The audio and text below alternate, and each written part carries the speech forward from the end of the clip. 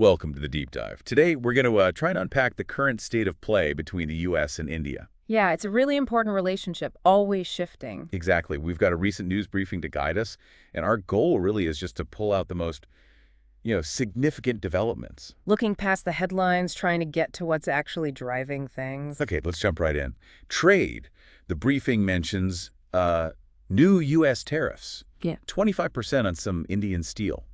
Right, specific types used in manufacturing. That's not insignificant. And then India's response, or apparent response, this massive Russian oil deal. Well, yes, it's framed as a counter move. It certainly raises eyebrows. Could it be, is this the start of something bigger? Like a trade spat? It's possible. Yeah. Or perhaps it's just India looking out for its energy needs while also, signaling it has other options. Diversification. It definitely adds a layer of complexity, doesn't So it? sure, it makes you question the long-term stability there. Okay, let's shift gears. Technology. This is interesting because it feels like two different stories happening at once. How so? Well, you've got Google launching a big new AI hub in Bangalore. Huge investment, right?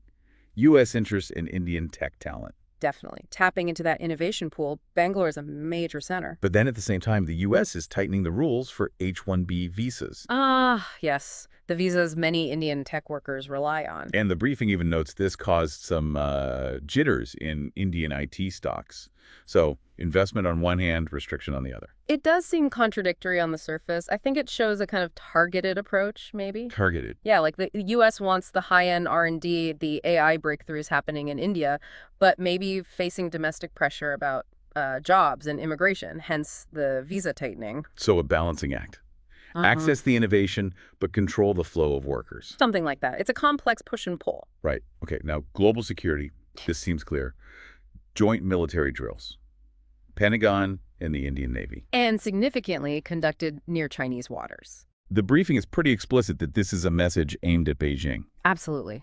It underlines that growing strategic alignment, U.S. and India, particularly in the Indo-Pacific region. So presenting a united front. Yeah. Projecting stability. Precisely. Though, China will definitely have its own interpretation and response. It always does. It stirs the pot regionally. Always does.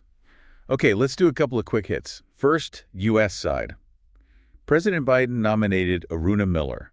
That makes her the third Indian American in the cabinet. Yeah, that's pretty significant. What does that signify, you think? Especially for the relationship in the diaspora here. Well, it reflects the growing influence and integration of the Indian American community, doesn't it? Having that representation at the highest levels, it can only help mutual understanding. Good point. Okay, quick hit from India now.